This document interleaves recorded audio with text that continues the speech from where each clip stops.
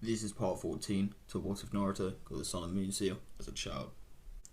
We left off with the five Hijisen have a meeting with Yu and discussing his long-term goals of becoming a Kage and having the sixth great nation. After the meeting with Yu, Naruto goes back to his room and teleports to the fifth Hokage. He hands him a scroll with the mission update and quickly teleports back. Naruto waits a few hours and then teleports straight back to Fugaku and says, "All the information in there is true. We ask that we are given 3 more months to confirm this, and also schedule a Kage summit for 3 months' time. Goodbye." Naruto then teleports back. 3 more months pass as more evidence for the goal of Yu being true is brought to light. Furthermore, the five Hijisen are now the top 5 in the arena.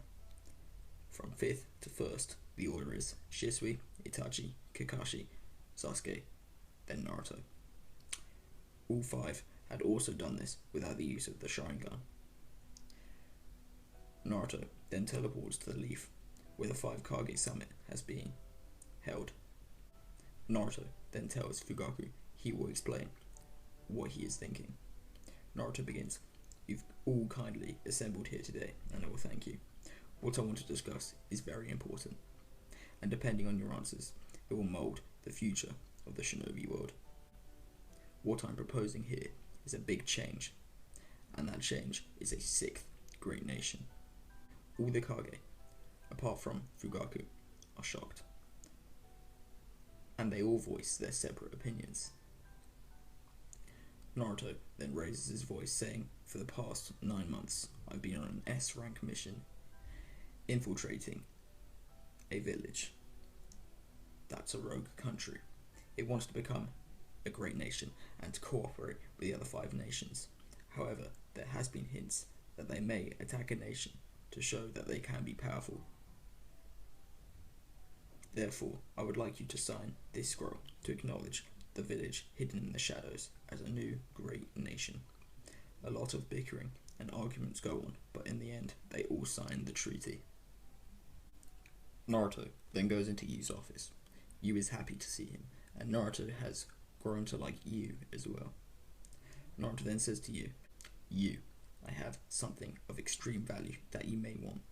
Naruto hands the scroll over to Yu. Gradually, Yu begins to get more and more happy as he realizes what's in his hands. But then, out of nowhere, Yu's expressions change. This is because he realizes that they infiltrated their village. Yu then shouts at Naruto, "How dare you infiltrate my village?" as he throws a giant punch at Naruto. Naruto, breaking the seal on his neck, catches this punch easily with one hand. Naruto then flexes his chakra a little bit, and it scares Yu, who stands down. Yu then apologizes profusely. Naruto then says to Yu, "Yu, I'm sorry, but I infiltrated your village as the great nation thought you may be a threat. I was to report what was going on in this place and what the goal of the leader is. After evaluating this, I've come to the conclusion that you've shown much value that you could bring to the shinobi world. Thus, if you sign this scroll, you shall become the 6th Kage, the Yurito Kage, thus instating the village hidden in the shadows, the 6th great nation." Yu then thinks this over and replies to Naruto, "I'm sorry for attacking you. It's just you infiltrated my precious village. I was angry, but I realized that you did this for my village as much as you did it for yours. I thank you." Naruto then shakes Yu's hand and says, "One day I will attend the Kage summit as the Hokage, and I'll see you there." Yu nods and smiles. This brings an end to the 6th great nation arc. We skip 3 months to Naruto getting married to Hinata. The wedding goes similar to in canon, the difference being that Jiraiya attends as Naruto's father, and Yu is also there to congratulate Naruto. Furthermore, Neji is also still alive, and before the wedding, he asks Naruto for a little spar. Neji doesn't understand the immense power that Naruto possesses. Hinata immediately jumps in, stopping Neji, as she knows that Naruto could accidentally kill him with one punch. Neji then says, "Hinata, why are you stopping this fight?" Naruto then just says to Neji, "Come with me, I'll show you why." Naruto then opens up a portal to another dimension. Naruto then says to Neji, "See this mountain?" Neji replies yes. Naruto then continues saying, "Damage it as much as you can, I don't care how many attacks."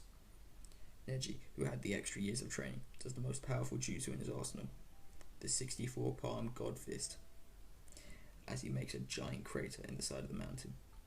This is about the size of what Sage Shippuden Naruto's Rasen Shuriken could have made. Neji then smokes, telling Naruto, "I've got something quite powerful, you shouldn't take me so lightly." Naruto then looks at Neji with a confused face, telling Neji, "I meant use your strongest attack." Neji gets angry, telling Naruto that was his strongest jutsu. Neji then shouts at Naruto, "Look at how much I damaged. I did this huge crater. I put it in the mountain. If you are so strong, do it better then." Naruto then, without saying anything, just slashes his hand down with minimal effort. And he slashes the mountain, cuts it in two, as well as the ground. As far as Neji could see with the Byakugan, the ground was split. Neji just forms a shocked expression and says, "Naruto, I am truly glad that you are marrying Hinata. You are incredible." Naruto thanks him as they head back. When they head back, Sasuke is there with Sakura. Naruto greets him, asking Sasuke how he's been, as he went off and trained for the past 3 months. Sasuke tells Naruto he's been doing good. Sakura hands Hinata some money in a card as a wedding gift, and Hinata tells Sakura that she didn't have to give her that much. Sakura said it was nothing, and to not worry about it. Sakura then says to Sasuke, "You got a gift for Naruto, didn't you?" Sasuke turns to Naruto, and Sasuke says, "My gift is after this is all over, we can have a one-on-one spar." Sakura then hits Sasuke and says, "Seriously, that's not even a gift." Naruto then tells Sakura to calm down and says it's a great gift and he will be sure to treasure it. The rest of the wedding plays out the same, just with some more people present. A week passes and Naruto and Sasuke are in a new dimension, getting prepared for a spar. Unfortunately for Sasuke, he doesn't know that Naruto has been training 5,000-fold with the shadow clones every day. Naruto is now reaching places that are unreachable for most. Sasuke is about 10 times stronger than his adult self, but Naruto is 15 times stronger than Sasuke's adult self in base, with dual base Sharingan. And full power, Naruto is 6 times stronger than that. You see, Sasuke has only trained by himself for the past year, and Naruto has trained 5,000 times that with the use of shadow clones, making him much stronger. However, to counterbalance this, stronger villains will come. Anyways, the battle begins. Sasuke goes all out from the start. Naruto, in base with no Sharingan, starts. Naruto is picking up a decent fight and is landing a couple of decent hits. However, Sasuke isn't hitting Naruto. Sasuke then hits Naruto with his Susanoo blade and it slams Naruto into the ground. Naruto then realizes that he's losing the fight and he jumps up, spin kicks Sasuke's Susanoo, smashing into the ground, and activates his base Sharingan. Naruto then uses a water-style Great Tsunami. This smashes Sasuke back into the ground. Sasuke then deactivates his Susanoo and speeds towards Naruto. They're almost even in hand-to-hand combat, but then Sasuke begins to change the tide of the battle, landing a big kick onto Naruto, which makes him slide 50 meters to the left. Naruto then decides that he needs to get serious.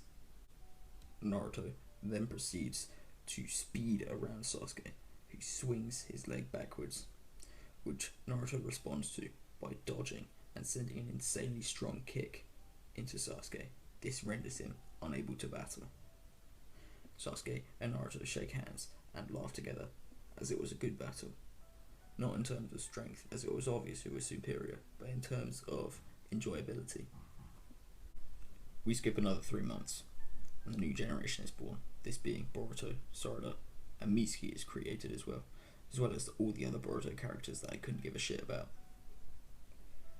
Now, to fix Boruto, this series is now going to be called Naruto Shippuden 2, as I really don't like Boruto. To make everything make more sense, Boruto has the Byakugan, and he isn't given any bullshit Zenkai boosts.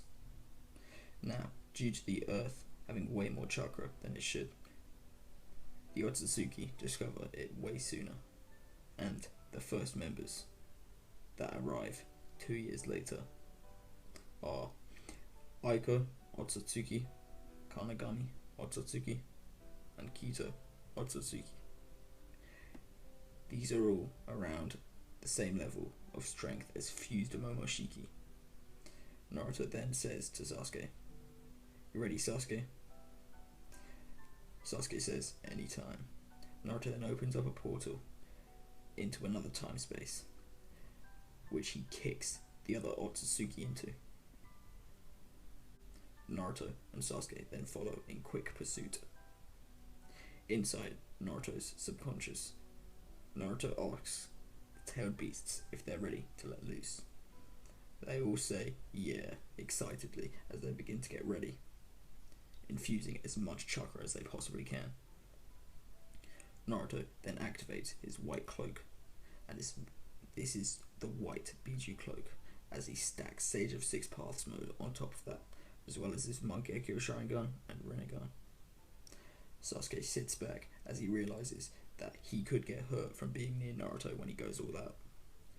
Sasuke slightly smokes to himself, thinking he's really something, that Naruto. The three Otsutsuki feel shivers down their spines as they can't even speak in the presence of Naruto. Kanagami Otsutsuki then gathers up the strength to absorb the other two Otsutsuki. Still, this is fodder compared to Naruto now. Kanagami then rushes at Naruto, throwing a flurry of punches and kicks, and not being able to land a single shot. Naruto then flicks him on the head, sending him thousands of meters back.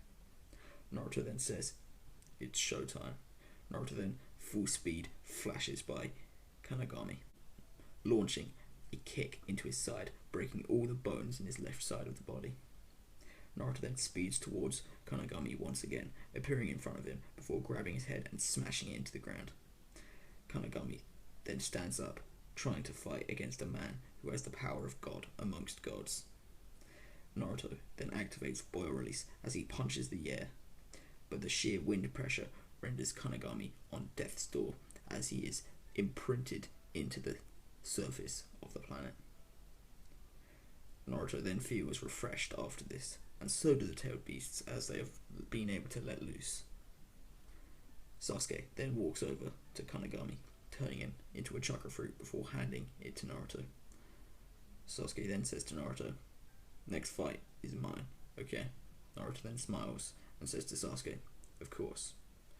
Naruto then chops the chakra fruit in half and gives half to Sasuke. Sasuke then gains quite a bit of strength. Naruto then cuts it in half again and eats a quarter, and keeps the quarter for another time. This is the end to part 14 of What If Naruto Got the Sun and Moon Seal as a child.